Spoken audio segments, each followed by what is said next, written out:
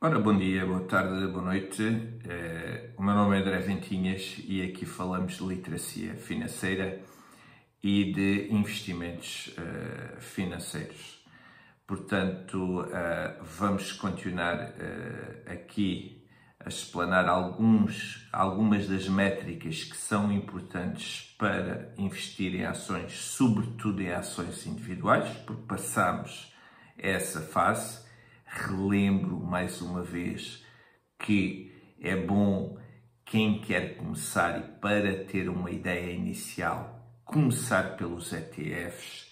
Um ETF é um Exchange Traded Fund, em que contém várias ações de vários índices ou de um índice de um país e que diversifica a carteira porque estão várias ações com pequenas percentagens dentro da carteira e o investidor, ao começar com ETFs, está menos exposto a risco, porque diversificação de carteira é sinal de menos risco, mas quando se corre menos risco também existe a probabilidade de haver menos retorno.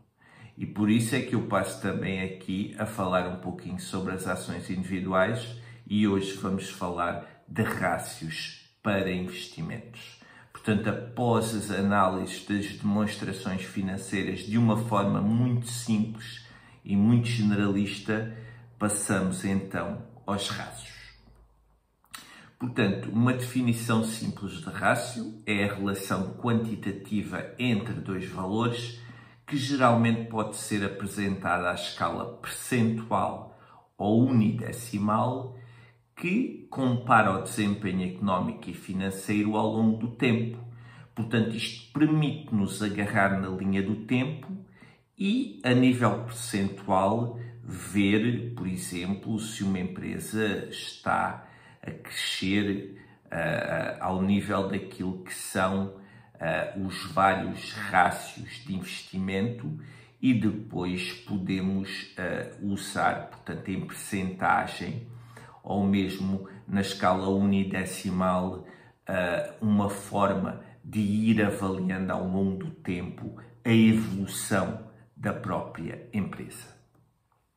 Existem vários tipos de rácios, portanto, liquidez corrente, valor patrimonial da ação, margens do EBITDA e do EBIT, índice preço-lucro, que é aquele que vamos aqui analisar, o dividend yield, que, portanto, é a margem de dividendos que se oferece aos investidores e portanto, falamos aqui duas palavras, o EBIT e o EBITDA.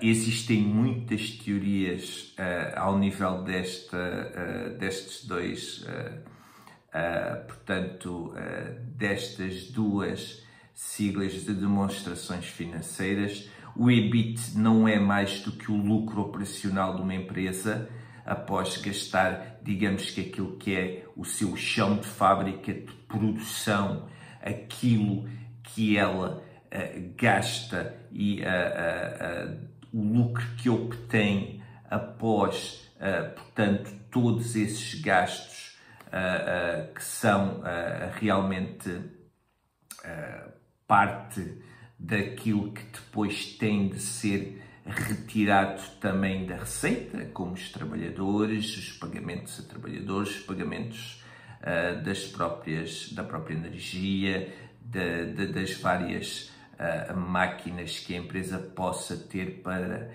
se sustentar. O EBITDA tem o pormenor e o facto de acrescentar à empresa as amortizações e as depreciações. Portanto, amortizações e depreciações que são uma constante que vai assistindo ao longo do ano. Eu já dei aqui o exemplo em que uma empresa pode adquirir uma máquina para ela produzir.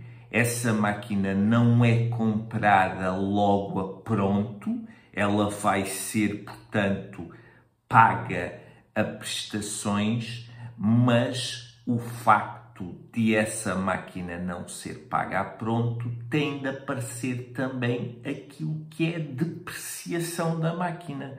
Ou seja, com os anos essa máquina vai desvalorizando e mais tarde ou mais cedo essa máquina terá de ser substituída. Charlie Munger, que era o sócio do Warren Buffett, que também infelizmente partiu centenário, eu sou muito apologista da tese de Munger, em que ele dizia que não contar com o EBITDA é completamente disparatado, porque mais cedo ou mais tarde aquela máquina vai ser precisa, portanto vai ser preciso ser substituída, e caso não seja substituída, ela irá constantemente a uma oficina e em vez de nos dar proveito, ela já nos está a dar mais perdas do que proveitos. Ora, se nós tivermos um carro constantemente a avariar, é complicadíssimo depois podermos ter proveitos com esse carro que está ao serviço da empresa e, porventura, há uns anos atrás, se tivéssemos adquirido um novo, seria bem mais proveitoso. E aqui eu gosto muito de olhar para aquilo que é o EBITDA. Índice preço-lucro, ou Price Earnings Ratio, para simplificar este cálculo, não faço o mesmo daquilo que muitos investidores fazem e, como vês se a empresa está cara ou barata, eu coloco o preço total da empresa, ou seja, a sua capitalização, sobre o lucro líquido anual. E aqui vejo qual é este valor.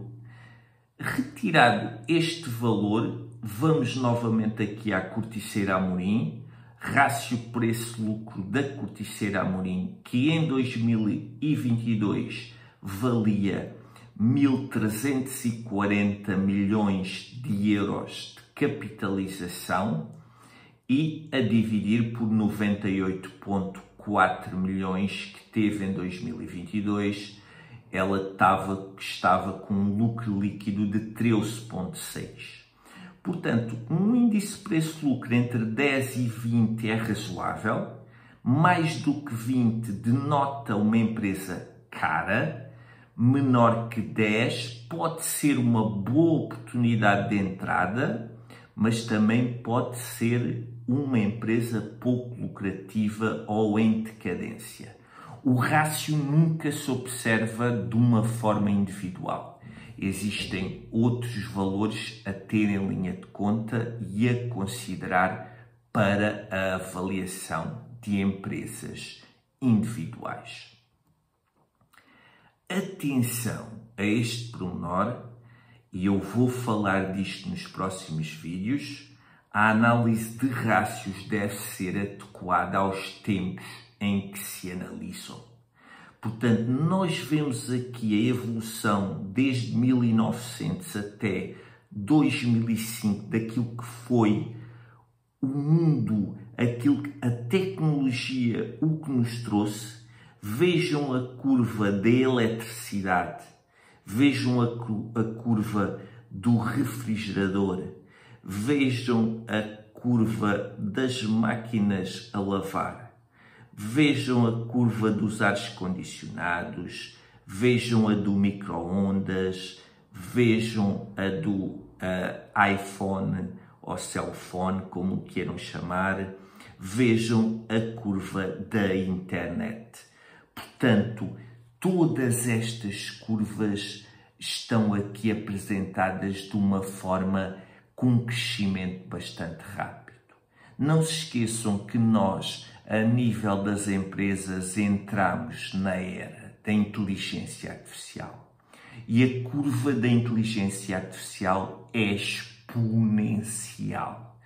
E por isso é que neste momento existem rácios preço-lucro muito acima dos 20. E aqui há que ter um cuidado em relação à análise de Metcalfe's Law, que não é mais do que uma análise de exponencialidade.